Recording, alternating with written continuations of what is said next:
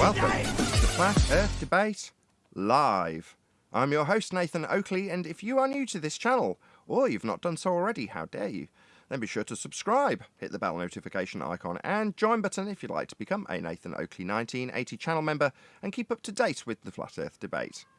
If you would like to support the channel, there is a super chat that runs alongside each of these shows while they are live, and there's also a PayPal, Patreon, and crypto link in the info box below the video. Most importantly, if you'd like to join the discussion, simply mute the page you are currently watching, then click the link in the info box below this video to join the panel and express your views on the nature of Earth. If you do join, please don't swear. If you do, you'll be ejected, and if you are, please don't try to rejoin the stream using sock accounts. You'll be warmly welcome back on the next stream. Please also share the show on social media. Sharing the show obviously increases the live audience, but this in turn increases the chances of a more diverse panel, so please share the show on Facebook and Twitter. Now we are joined by, let me guess, Arwin, trying to get in during my introduction, 10th Man, Neil, and a whole bunch of people in Discord, so welcome one and all. Good morning, good morning. Hello, good afternoon. Good afternoon, everyone. I hope everybody's hydrated. Yes, try and stay hydrated. It's very, very hot in some parts of the world. Some parts of the world, not so much. But for us, it is. So, stay hydrated, enjoy the show. Please share, smash the share button, all the things that you said in the intro that tend to go over people's head when they watch repeatedly. I do appreciate everyone who shares, though. It's the only reason we get to 100 views plus each day we do these shows. So please share the show. Any evidence of a physical geometric sphere-edge horizon, formerly known as the curve of the Earth? Nope. Only considerations. But if there's only considerations for it, how can you be correcting from it when they talk about dip correction? There's been a few videos come out on this over the weekend, by the way. Check them out on my main channel, this channel. Well, that's what you do when you just rest everything that you've built and calculated and extracted on just one consideration. That's what they do. Just me or Arwin, you're a little bit quiet. Maybe get a bit closer to your mic. Oh, okay. Is better? Yeah, that's about right. Not too much. Can you repeat the question? Can you repeat the housekeeping question? Any evidence for physical geometric sphere-edge horizon, formerly known as the curve of the Earth, to get dip corrections from? Well, there's no evidence because you can't see it. If you can't see it, you can't correct from it then. Correct. So it's mathematical. So they assume a dingleberry below an elevation angle, and they have to stick to the math that matches certain other things. So it's there at 1.2 times the square root of observer's height in feet. You just can never see it though. So that all the drawings show the geometric horizon in the Muppet version, but you never see it. You can never actually even correct for it, but they have to say this is what you live on. Good morning, Adam. Good afternoon. Oh, slow on the mouse there, weren't I? Afternoon, everyone. Good afternoon. We're about to be graced by the presence of Sleeping Warrior also. Hello, Anthony. Hola, amigo. 46 degrees. UK top temperature record today. Impressive. It's hot. It is very hot. Useful for testing computers out. 46 degrees, right? The previous record, we'd never hit 40 degrees Celsius in the UK before, according to Google. It's like 38 point something, and today it's 46. It's like, wow. Yeah, it's nice, isn't it? Clear blue skies, like Kuwait, tropical weather. Can't complain. Hey, I've been in hotter. Out in the Far East, I've been in temperatures that are hotter than this. Not only hotter than this, 100% humidity. In a suit. Oh yeah, we're on 20% humidity. It's very easy to live in it. It's comfortable. Oh right, yeah, exactly. Once you're in 100% humidity and something like knocking on 50 degrees out in the Far East in a suit and tie, you'll know what hot is then. Might as well be in a swimming pool. Yeah, you are. You're just literally just dripping the entire time when you're outside for any long length of period, and everyone around you sprints between shops and office buildings and taxis because of the air conditioning. So yeah, hot. Did you guys see the other day or last week that 90% of the Earth was still covered in sunlight? something impossible on the globe.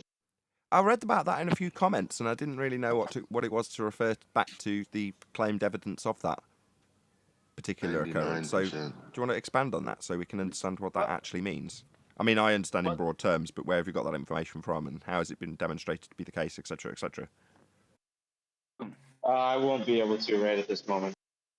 Hold on a second. I can tell You you just something about- declared it on a live show. I saw the map, right? Oh, and hold on, it's Alwyn. Hold on. This guy's just declared this, right? I'm not going to charge you with it because you sound like you're about to do the same because he's going to get away with it unless I go, hold on. Why do you believe it then? If it's not at your fingertips. Sorry, mate, but why would you state it then? Posted it. I briefly saw it and read it, but I didn't really have time to actually look into it.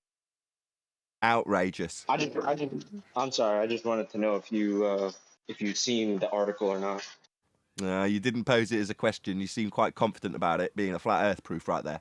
I know I'm being hypercritical, but surface research, headline reading, that's feast of nonsense level research. No offence. Actually, every bit of offence I can possibly muster. No, I'm only joking.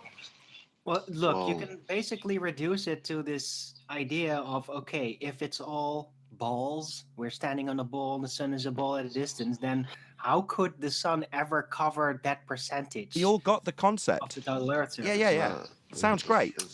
Semantics, boys. It wasn't Earth's surface. It was 99% of the Earth's population. Damn it. I was trying to say it first. Well, bloody say it. I'll take that back. Eli, can you clear that up? I think you'll find Brian Yeah, came up. Brian pointed this out at least 2 weeks ago. Go on, Eli. Yeah, that's correct. Only 99% of where humans live will experience daylight. But the thing about that, yeah, it works with the Mercator projection. It definitely doesn't work when you try to do that on a globe. Nobody's answering my question. That's nice that you've expanded on the information and how it isn't necessarily going to be proving sphericity or flat Earth in that respect, because it's a statistical claim. What's backing this claim? More than daylight. 50% of the surface. Hold on. Arwin wants to repeat the claim. No, I'm not talking about all population. I did see the projection with the daylight on it, and more than 50% of the surface.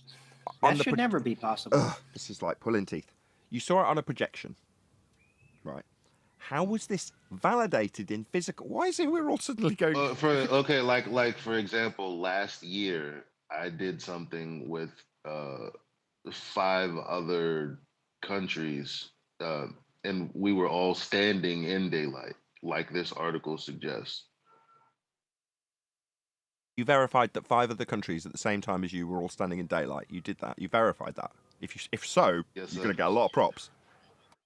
Yes, I did. Have you got that like down somewhere we can have. see it? I have pictures. Yeah, I have pictures. I can do it again. It was the West Coast, Cali, Australia, which is right there. That's not really amazing. In Japan, which is above it, also not really amazing. But it was also the UAE, and it was also Arwen's area, all at the same time. You need to put that into some sort of article and get it published.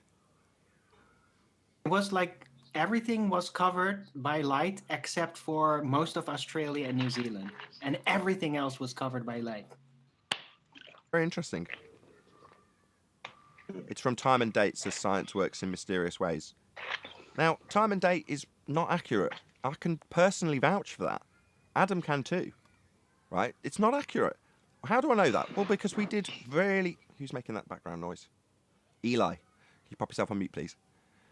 When we did Tracking the Sun on a Flat Earth live, we had people tuning in with their sunrise, sunsets, and solar zenith.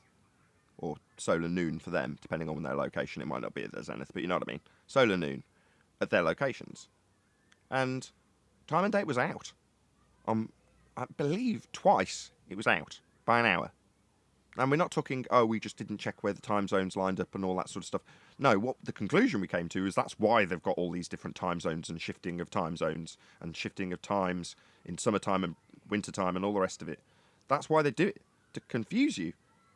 Further to that, there's more than 24 time zones. If you go through and have a look, I've got video on this. It goes back to really early days of looking at these maps and models and how they're all bloody wrong. None of them quite work correctly. So that's what we've got. So if you're going to say, oh, I've got it from time and date, unless you've done what Eli's done and actually gone out and verified that is the case in the world that you inhabit, I'm not prepared to accept anything from time and date. Mainly because I've gone through it with a lot of other people's help and shown it to be wrong. Not massively wrong, generally really good. Generally works really well with the azimuth for equidistant projection. Marvellously, in fact. Does it mean that it's fully accurate? No, it isn't. Definitely not. I don't want. I read the article. I don't feel the urge to go out and prove it disprove. Like I said, going back to the sun tracking back in the day, you know, we know these things are wrong.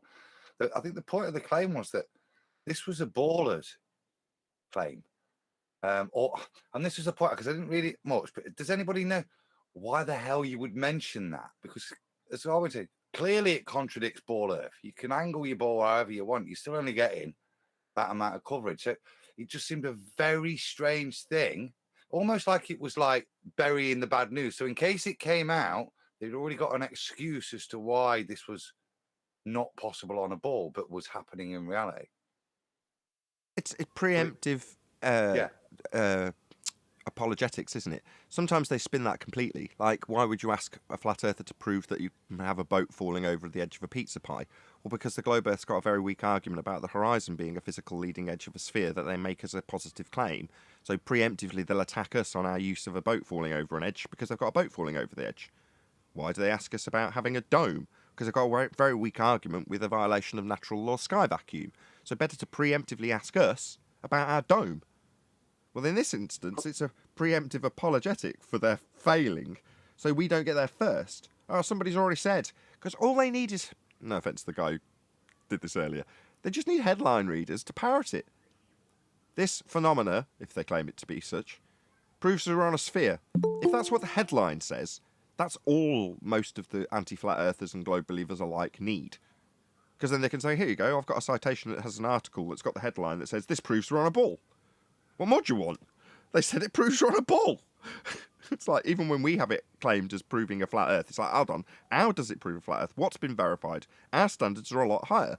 But the average headline reader just needs it to be stated as proving a sphere, and that's good enough for them. Shout out to Michael Kahn. Hey, Nathan, what date is Adam's tour in Leeds? He's here. What date's your tour in Leeds? People keep saying Leeds. I don't know. I think it's the day after Leeds, isn't it? It's not my tour. It's Andy Narsey there. Not my tour. It's Jason's and Harry's tour, really, with Sven on it. The guys saw the other day. Tomorrow is in Nottingham, and I'll at some point in the show I'll give you the rest of the tour dates. I'll get them lined up and give it a shout out in a minute. But tomorrow, man, it's going to be out in Market Square. So looking forward to that one though. So Nottingham tomorrow, and then like I said, give me 2 minutes and I'll get the rest of the dates. No worries. Yes, if you can, that'd be handy. It's I'll reiterate that it's not Adam's tour; it's the Globe Lite tour, mainly Harry and Jason, right? Yeah, and then you got Sven P, who's done all of it so far, and then Lisa's there as well. You'd have seen doing a bit of chalking, went on the European tours and that, and then also Dave, who we saw on Friday, Trinity 4, and his wife Andrea and Zizi. So yeah, he got discussed heavily, unfortunately or fortunately, depending on which way you look at it. So Trinity, go on. I said thanks to QE for letting that roll yesterday, because I thought it was a really good chat to have. People to hear our disagreements amongst ourselves of how we view these things. Do you know what I mean? Oh, absolutely. I was really pleased about that too, because it almost got there on the debate it happened with Brian. But, you know, having Brian first air his concerns and criticisms to then follow it up with the discussion that we had was really worthwhile for people watching, because I think at the end people appreciated that we have the best intentions when we're criticising. It's always constructive.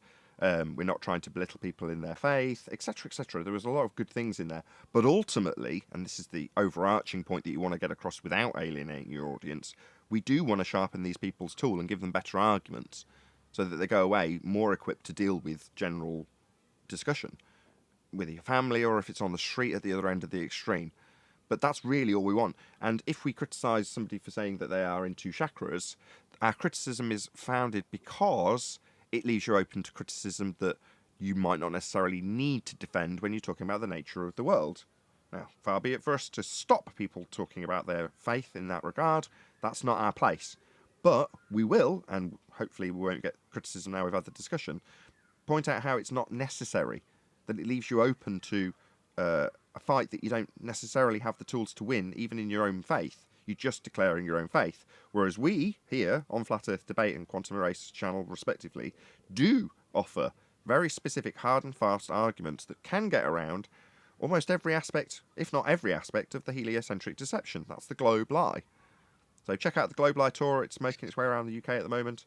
It's in Nottingham tomorrow, Norwich. I believe. Correct? Where is it today? Norwich today, yeah. Norwich Nottingham today. tomorrow.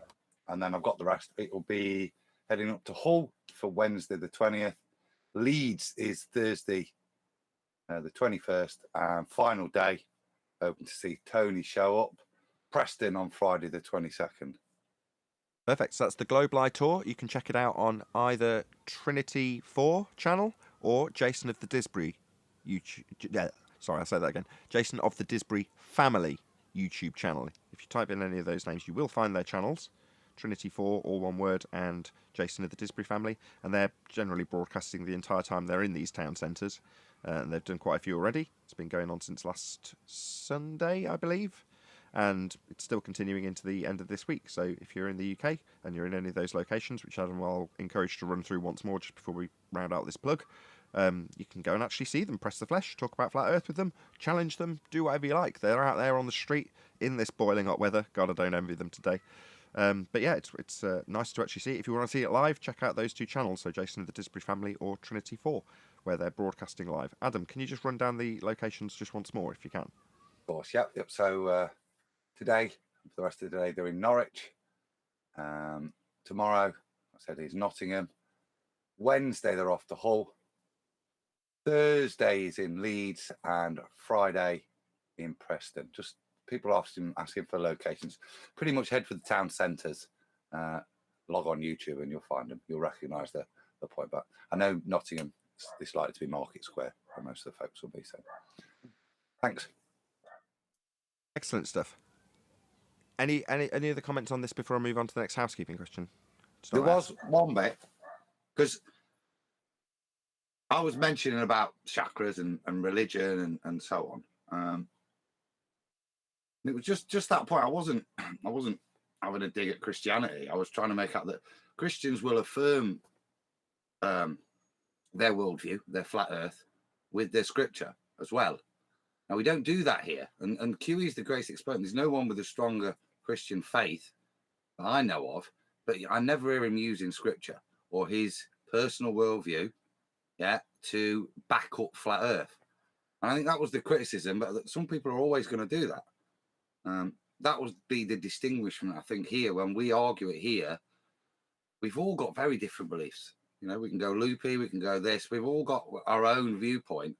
But actually, the common thread we share is to stay away from that and just stick with housekeeping questions. You know, the straightforward empirical evidence we can demonstrate.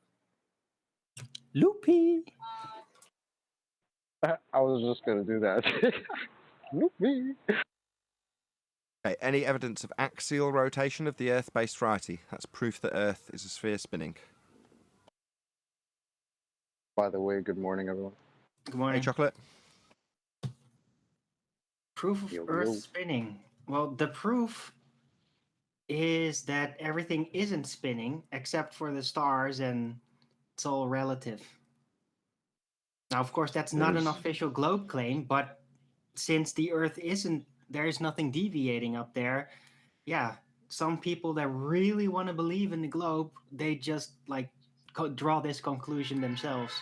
And they even have like people in like physics and mathematics to back them up in that assertion. So it's like a grassroots belief that we wouldn't expect to see any deviation.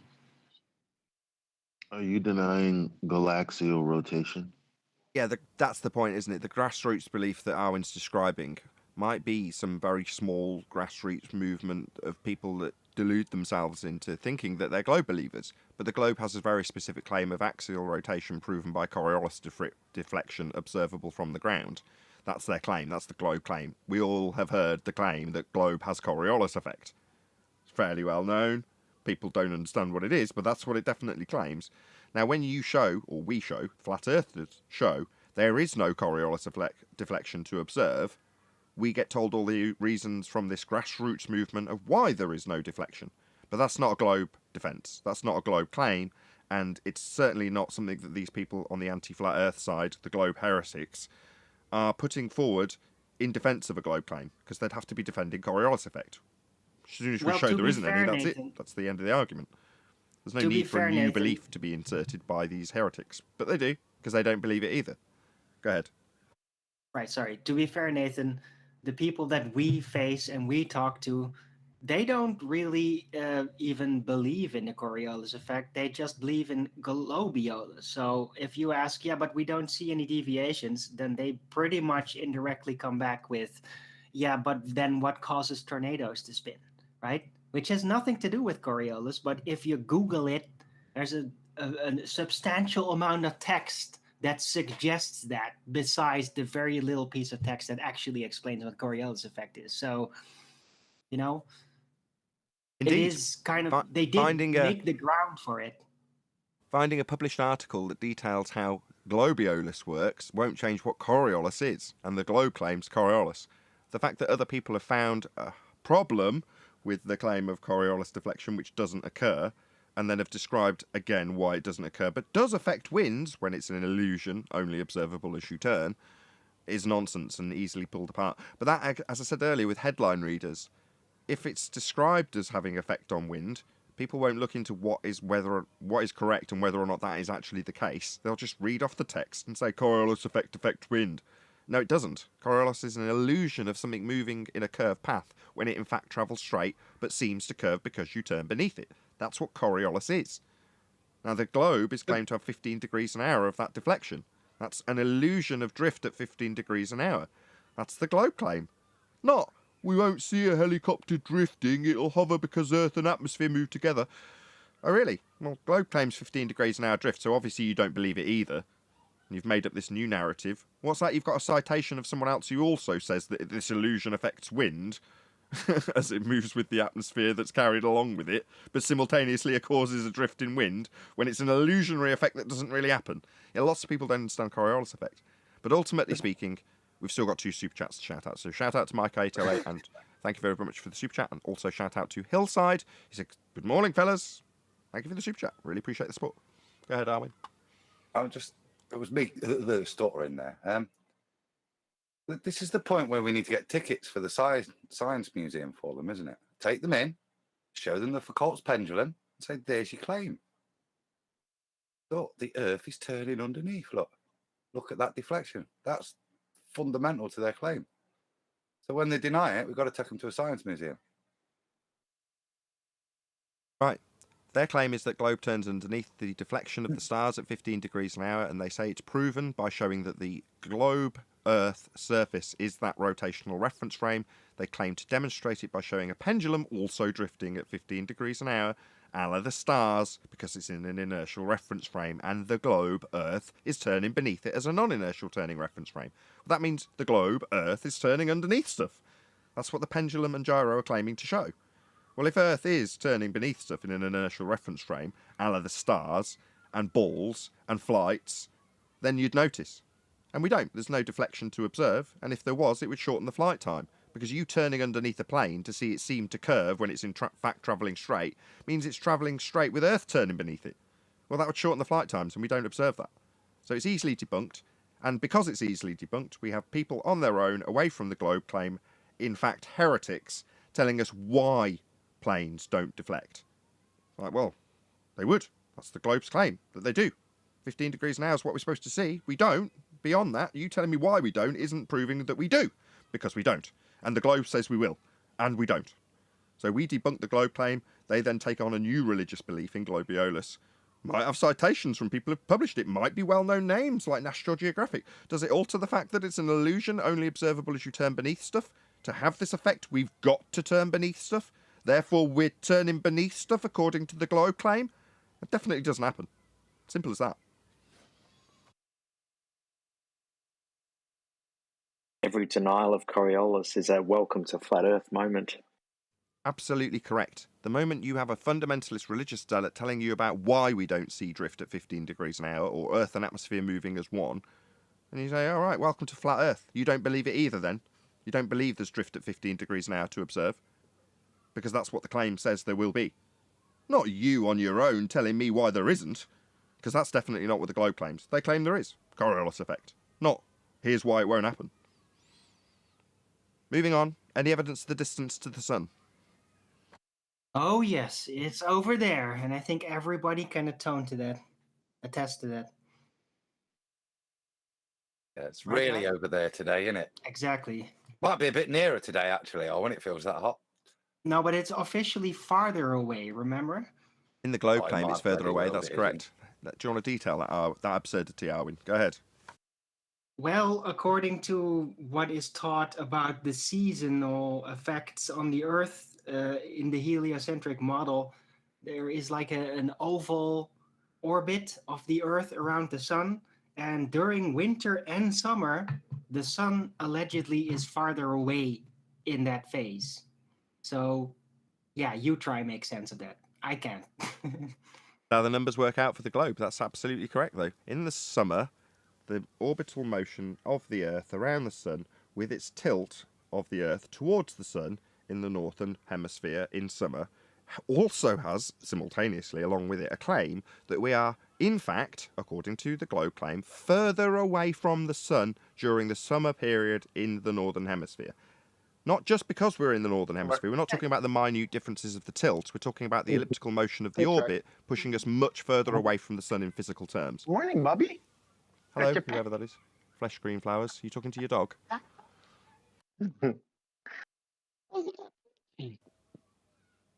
Fresh grown flowers. Did you want to add something? Oh, I'm sorry. I'm talking to my kid. You can mute me. I didn't know I was hot mic, and I apologize. That's all right. It was cute. But yeah, Arwen's spot on. Meanwhile, the sun, when I'm observing it in winter, stays low to the horizon. Now, low to the horizon in perspective terms tells me it's further away. I don't know that to be the case because I don't know what the sun is. However, in terms of how it presents itself to me low to the horizon during the winter and being cold, that suggests it's further away. I don't know that's the case, but that certainly seems to be the case after tracking the damn thing. So either way, when it's summer, the sun is almost, in fact, at one point was directly above me here in the UK a few days ago. It doesn't quite reach that anymore. It's already gone past that point. But it's really high in the sky and in the sky for a lot longer during summer. So high in the sky here for a lot longer, hot, low in the sky, not here for very much time, cold and dark. That's all I know from my observations. That's it. As for the distance of the thing, in either respect, me saying perspective would suggest that it's far away because it's low to the horizon. Doesn't mean it is. I don't know. I have no idea what it is. Who's got this presentation? That's a good point, actually, because if, according to the orbit of the Earth around the sun, there is an oval shape, well, then wouldn't we also have to see an angular size decrease during summer and winter? On screen. Or is this the claim to be the angular size difference? I love it. Yeah. I did a little bit of reading when Brian was talking. It just set me off on a little path. So there's a couple of bits. The first is that, just to demonstrate, because obviously I'm thinking, well, hold up. There should therefore be a relationship here. So I'll just describe it first. So look at aphelion, you're at 152.1 million kilometers, and perihelion 147. So about 5 million difference. Now I've got feedback there. Oh, Brian, brilliant, you've arrived. Cool. I'm just doing this bit I'll do the first bit, and then this is the bit then I'll cover the bit that supports what Brian was saying. So this is just you can see slight different angular size of the sun at these points, which are described as aphelion and perihelion. Yeah. The same is true for the moon as well. So apparently, during its transit between the tropics, it has perigee and apogee. Its peaks are called. But again, you're looking at differences a lot of 356,000 miles and 406 kilometers, 1,000 kilometers. And what Brian, so that they're just the basic numbers. And you know me, I like to do a calculation.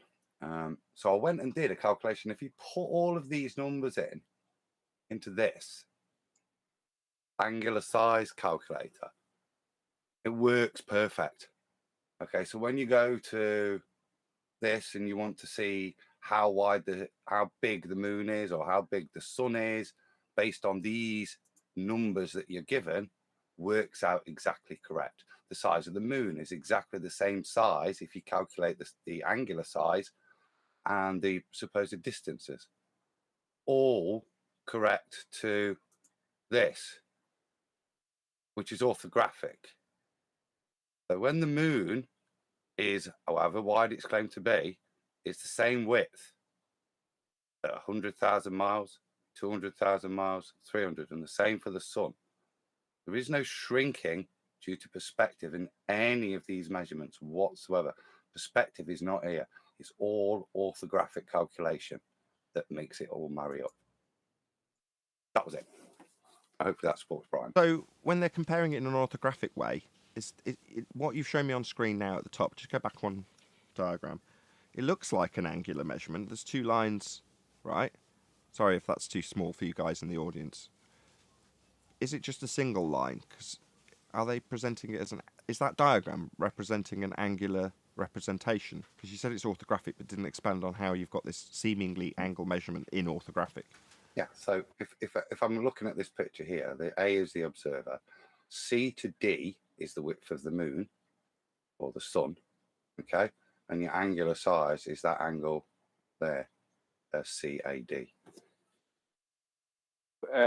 But the actual measurement itself is a frontal perspective measurement. When they're measuring it, right, yeah, so this is my point. Yeah?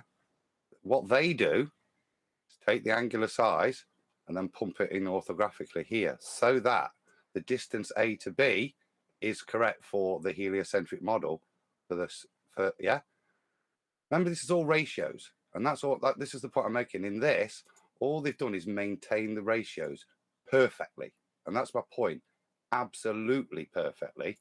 There is no effect whatsoever for any form of perspective occurring. It's solely an orthographic calculation based on the angular size of the object and assuming the distance. What? But yeah, that was Wow. but that was my point. I did. Yeah, well, that's why I said it'd support you. I thought you'd like it. Yeah, but that was my point. Whenever last week or whenever I came It's up, easily 2 weeks ago. 2 weeks ago then. I know you're laughing at me. No, go on. No, in seriousness, I want you to reiterate this point. Sorry, I'm sorry. Yeah, whenever I brought it up, I did that exact same thing. I went straight to I checked out the angular size of it as well through that calculator. But what they did is they just took a perspective. See, you can't take an angular size of something orthographically because you can't see orthographically. You can only take it from frontal perspective view. But you can then mess with it to bring it to wherever you need it to be, size-wise or distance-wise, if nobody can prove you wrong, which we can't, to do with the sun and the stars and things, and make it at any size or distance you need it to be. And that's exactly what they did. So they took an average of the angular size of the sun between December 21st and June 21st, and they took those two angular sizes, and they made them, like, their claim is all based around that angular size, something that does not exist on our globe, because you can't have an angular size measurement in reality orthographically, because we don't see orthographically. Orthographic view is a is a view on paper or on a computer screen. It's a two-dimensional view. There is no 3D orthographic. Can't have a 3D orthographic. You can only have a 3D perspective, maybe, if you know what I mean. So all these angular size measurements of the sun, moon, whatever else, they were all taken from a perspective view. And then they back calculated them exactly as Adam has just stated, orthographically. But there is no such thing as an angular size orthographically on our globe. Just to finish off, just not to take too long. I know someone else obviously wants to speak, but I have asked all weekend, I don't know how many of them, and last week, does Polaris rise and fall, appear to rise and fall in the sky on your model due to Earth curve or perspective? And no matter what is going on, they disappear. They will not answer that question. One of them did answer it days ago, and then I pointed out the problem, and he disappeared. If Polaris is rising and falling due to Earth curve, that means it's not rising and falling due to perspective. That means the sun can't have an angular size, or the moon can't have an angular size, or anything can't have an angular size within their model, because all of their maths are hijacking of flat Earth elevation angles to Polaris, which gave them their radius, which puts their globe into orthographic maths. So everything has its own actual size. There is no angular size on their globe. All their maths dictate this. And they've all run. None of them will answer that question. None of them will deal with it. Okay, let's move on. Any scientific evidence of gravity?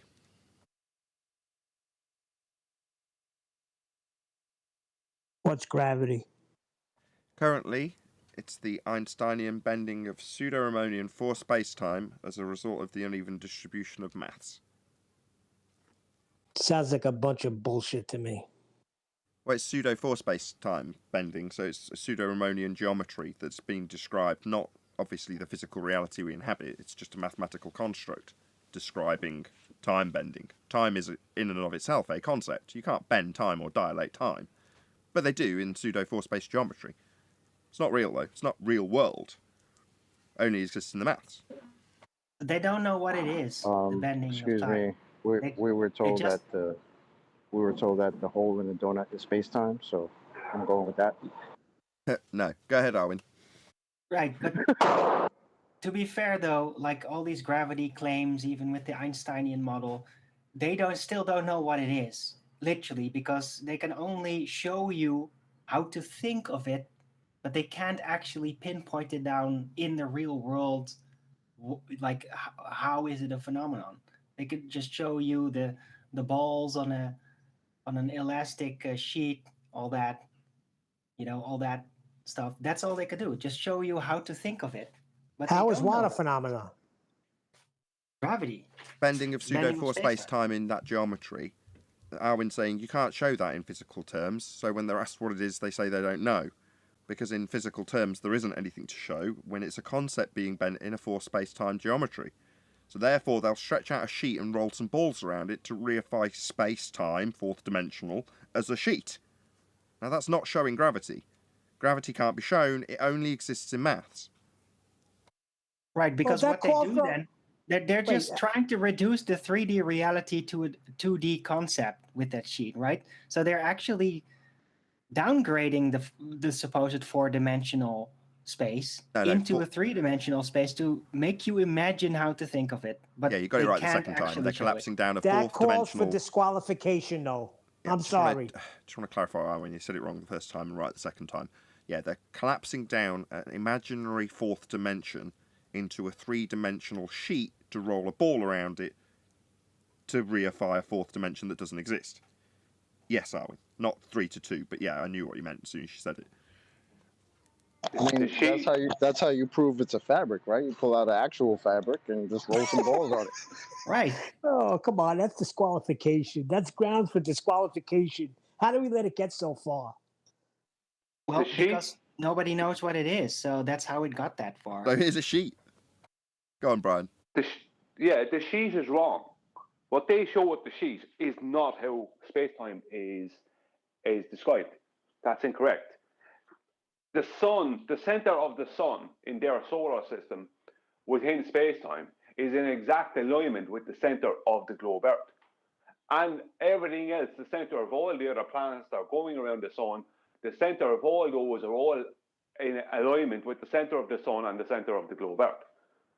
The moon is the moon even within their model within that has to have its center at the center of the in alignment with the center of the globe Earth, because special relativity is flat. So there isn't like the sun making this big. The sun does have within that model what they call a gravity well, but the problem is that it's not described as the Earth falling in towards the sun. It's going around the sun, not falling in towards the sun. Because when you create a well, let's just say, for that sun within that model, and put the globe Earth inside that, then the globe Earth has to fall into the sun. But it's not falling into the sun; it's moving around the sun. And they can't. How can it fall anyway? There isn't. How is there an up or down? You know what I mean? The whole thing is terrible. But with the sheet thing, the elasticated sheet thing, that's not how general relativity is described. So that's a magic. It's a straw man. Well, let me just answer his question. He had one. When they're presenting, it's a straw man. Okay, he asked a question though. So he said, well, when is it falling? Well, orbital motion is falling. That's what they claim is the falling bit. And they do claim, if you look far enough, that we are falling towards the sun. So yeah, that motion. They simultaneously claim that the moon is getting further away, though, so they contradict themselves all over the place. But they do have that gravitational well description is incorporated into orbital mechanics. So we are falling around the sun. That is the description of orbit. Yeah, but not within general relativity, because the falling requires weight.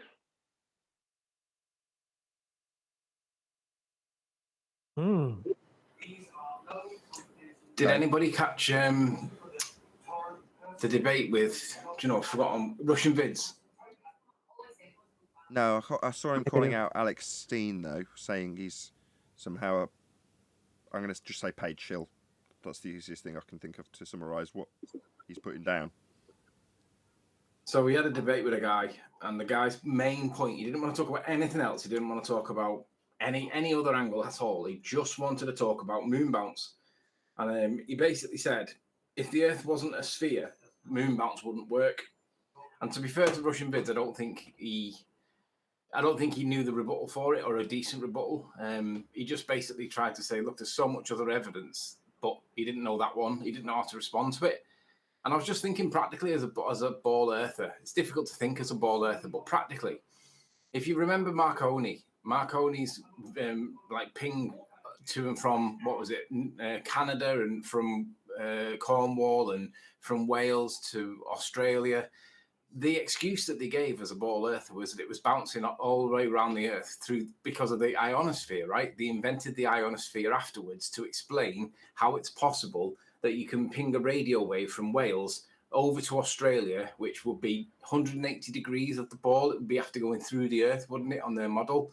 They bounced it off the ionosphere. So I was thinking, how could you get a moon bounce if it's got to go through the ionosphere? Because like the ionosphere is supposed to be a reflective layer of whatever, of nothingness that allows radio waves to bounce off it. So how would you be able to get past that? Then not only hit the moon, then penetrate it back on the way in again. How would you be able to get past that? Because it seems to be a direct contradiction for me. If you're a ball earth believing idiot, does anybody have the explanation? I have more problems mathematically with it. Well, I have a problem that is typically always the problem I have with any Anthony Riley argument that's put forth here. Why are you allowing them to beg the question? Sorry, so their excuse for why we have a straight line of sight for these radio waves is, I on a what now? I on a what now? So to answer your question, I allow them to beg the question because I think it's a direct contradiction in terms. I don't think that you can have ionospheric bounce to explain Marconi and also have moon bounce at the same time, because they seem to be directly contradictory. Well, so that's the reason why. But it's about the sphere thing. If you just call it the air, like an ionosphere is still allegedly some kind of air. Maybe it's ionized. So is there any demonstration of ionized air being able to reflect a radio Stop. signal? Almost there, are we? No. Almost. Sorry, sphere-shaped ionized air. Yeah. What do you mean, yeah? That's where the argument gets cut off at the knees. I already addressed that. Oh, he's only been talking for about 2 minutes, and I can already feel my skin crawling. Anthony's right, so let's just get past that so he doesn't focus on that bit, because he hasn't had an acknowledgement. There is a contradiction, Anthony. Well done. A contradiction after you let them force upon you the assumption of sphere-shaped ionised air, correct? That's their explanation that you're going to work within and around to find a contradiction. Yeah. I know the answer they're going to give you, Anthony. Yeah. I know the answer. The claim is that they're using a microwave. And so the microwave will go through the ionosphere, whereas a lower frequency wave would bounce off of the ionosphere. That's how they communicate within space. I think I have to check up, but I'm pretty sure they use microwaves to communicate with the astronauts on the moon. Oh, we heard. Okay, sorry, it's Brian. We heard. Hang on. There's more. It can't. This whole claim requires a two-way speed of light measurement, and which requires a one-way speed of light measurement. Okay, yes, that is also true. Hold on. Yeah, okay. So somehow the floodgates starting to crack. No, yeah, that's right, within their begging the question fallacy. But, sorry, so let me get your first part of this explanation straight.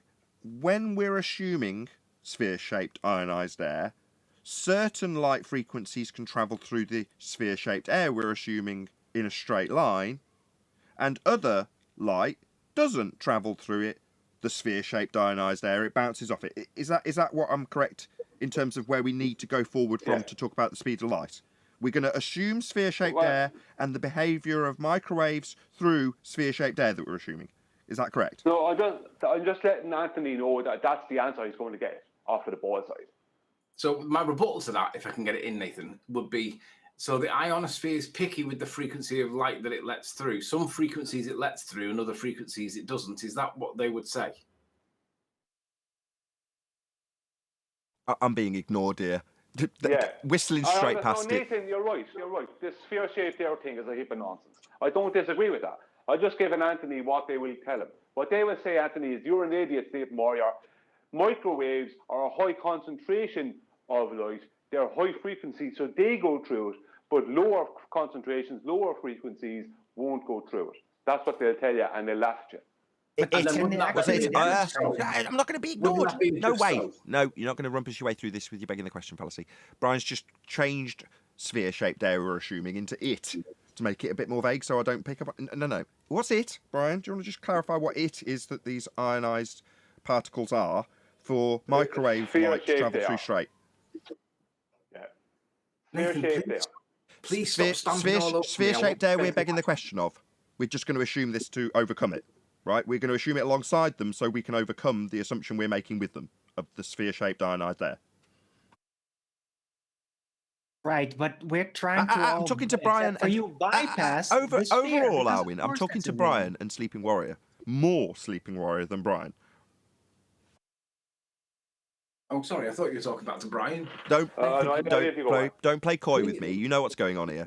You've come across an argument that if you beg the question alongside the sphere-shaped air assumption that they've made within the context of the argument that you're taking apart, then you can take apart an assumption that you didn't need to make. It's always the same story with Sleeping Warrior. He just loves letting them beg the question. Okay, so I'm going to overcome why it's sphere-shaped air. Why? You've assumed it with them.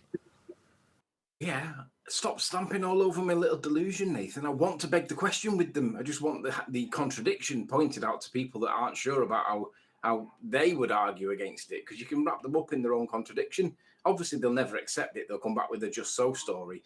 But then tell them it's a just so story. Oh, really? So it only picks and chooses its stuff, like Brian says. Is that how it works? Yeah. Oh, right. Then it must be a globe then. How it works in an air that you've assumed is sphere-shaped. Stop destroying my argument. I want to beg the question, Nathan. Oh, my bad. Come on, I agree. For offering ability it, for anybody clear. watching to cut this argument off at the knees. They need to learn your complicated rate around the recon after you assume the outcome that they're trying to prove in the first place. Listen, sometimes We don't only need to emphasize the sphere fallacy to pick apart the rest of the fallacies, right? I'm much more interested in the material claim that they made, that air somehow bounces a signal. I'd like to see a micro demonstration of that in the real world. God, how he knows that this is getting on my nerves. So now he said, once your argument is void, that's the first fallacy, to expand upon Altwin's previous statement, we then need to worry about the rest of the fallacies that follow on from the original argument that is void, based on what I've stated about assumptions of sphere-shaped air and how light, in this case microwaves, will travel through it versus bounce over it. Hello? Why am I going to argue about how the gas lamp in Narnia is provided with the means of producing the light? After I've assumed Narnia is real, I need to show it's not real and then still argue about how the gas gets to the light? No, I don't. No, we don't have to bypass it. You could just say air is not sphere-shaped, and here's the rest. And if it Gas was, doesn't hold on, reflect and radio. there's the rest. Air is not sphere-shaped. It takes the shape of its containment. But if it was sphere-shaped, no, I'm not going to do that. No, you don't. No, but shut up, Tony. No, You always do no, that. he's learning. No, That's but right. you don't have to then say, okay, but if it is, you could just move on to the rest of the claim about the material claim, air bouncing signals, right? Because I'd like to see a demonstration of that. But if it's not bouncing those signals around sphere, because it's got a sphere surface and a sphere-shaped air around it, then the argument is moot at that point. Yeah, I love that sigh from Anthony. That was worthwhile. Go on, Yeah, we Anthony. don't beg the question here, Anthony. Just give him props first. No. If I The only can't reason pick we the can have this question- argument for me to take this smug victory, which it's not, is because Anthony has gone through these discussions with anti-flat earthers first. And I commend him for doing so. And that'll always be the case. I encourage him to do so and pass this information on. And the sigh at the end is at least him conceding something in his own special little way that Anthony does. May I interject? Just let me beg the question, otherwise there's no discussion, Nathan. You're supposed to be a debate show. That encourages, by proxy, the ability to beg the question. No, it does Surely. not. Go on, Tenth. Sorry, no, Yeah, I'm yeah. not going to let that... What outrage when he knows 10th Man's going to try and rumpus me now. No. So once the argument is concluded and shown to be false or incorrect, I should tolerate allowing the argument to continue just so I can say it's a debate. What if we've won? Yeah. No, never going to concede to that. Go ahead, 10th. May I talk? I'm going to why do do you think- what Anthony... Go ahead, 10th. Yeah. Why do you think the anti... No! Anthony, hang on. You might Hold like on, it. 10th. We're using you at the moment, 10th. It's not fair because I'm sure you've got a decent point. That's But Go okay, ahead to that's Anthony. okay. We'll make sure the airways are clear for when 10th does actually start. Go ahead, Anthony. I was just going to say, this is the reason why the anti-flat earthers can't come here, Nathan, because you won't let them beg the question. If I you know. let them beg the question, they'd come, but you won't let them beg the question, so they can't come. Right, thank you, Good. Anthony. Thank you, because that is the overriding point. That's the reason why they can't come here and don't come here, because they can't win. Now, when they were allowed to beg the question, they came in droves to tell us how stupid we were when we begged the question alongside them, and they showed how, when begging the question, Earth's proved to be a sphere because we've already assumed it so. Well, because they don't get to do that anymore, they don't come and tell their audiences that it's because I mute them. I'm more than content to let that be the case. Because they don't, do they? Like Hoymar the other day when he came, and I start pointing out that there's been 23 renditions of me pointing out that you can't correct a straight line angle from a curved line, and he won't accept it until he asks us, well, what am I correcting from when I'm looking at the horizon? And I point out the 23 renditions that he's already had, and Hoymar rumpuses me.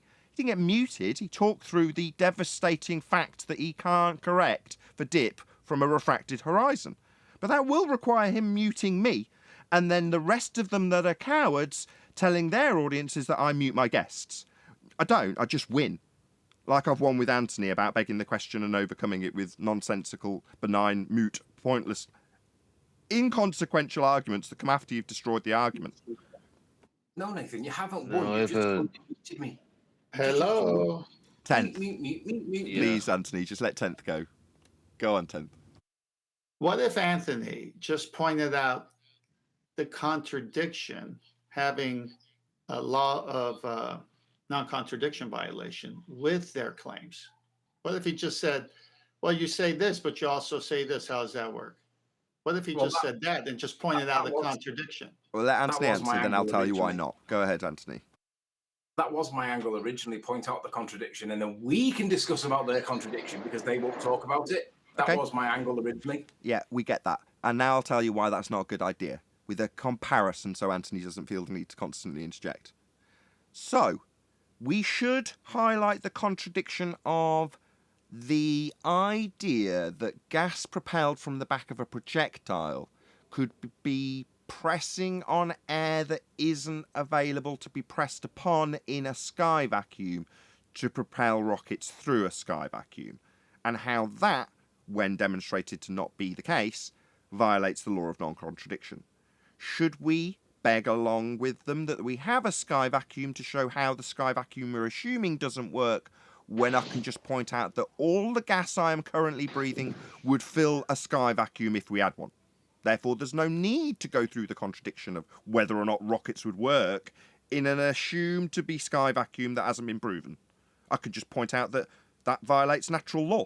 Why am I discussing whether or not rockets work in Narnia? Narnia is not proven to be real. In fact, Narnia, in this case space, is a violation of natural law. I don't need to explain whether or not the lamp works in Narnia. It's not real. No, that's what you do first. And that's what we should all do first, in my opinion. And then to help that fellow human being come out of that spell, you have to show the contradictions within their own claim. That's correct. Yeah. Well, see, that's what happens when you deal with rhetoric versus a method. Pointing out the begging the question is talking about the path in which they thought the thing is fallacious versus already, accepting the rhetoric, listening incorrectly, thinking incorrectly while in the rhetoric. The person that you're talking to is not going to understand anyway. This begging the question fallacy is probably the most vile, the worst, in my opinion, specifically because this is how they get the ball rolling. And it's like, if people understood how bad begging the question is for an argument, we wouldn't be here. But nobody even talks about it. Yeah, but the begging the question is the spell itself, and that has to be seen by the person stuck in that paradigm. Have to be. Which they won't see if you don't show them why begging the question. No, they've been designed to argue and debate their position. Their position is begging the question. It's false, it can't be proven, it's made up. Until they know that, they'll defend it with stupid contradictory claims, like Anthony is saying. Yeah, but they won't just beg the question in the conversation with you about the natural world. They'll also they'll do the same thing with their spouse. They'll do the same thing in any argument or altercation at work or any other social setting. It will be the same problem until someone says, hey, do you know what begging the question is? No, we're saying the same thing. You have to show them they're under the spell of begging the question rather than proving the assumption. They're assuming what it is without any proof. With that, I'm going to say if you are watching this on either Nathan Oakley 1980 or Nathan Oakley Programming streams, then stay tuned as there will be an after show to follow. Unfortunately, though, if you are watching this live, this is where we bid you farewell. A huge, massive, enormous thank you to all of you who smashed the super chat, liked, commented, shared, subscribed, hit the thanks button, all that good stuff. I've been Nathan Oakley. Once again, stay tuned if you're watching on a Premiering stream, and I will see you all in the next video.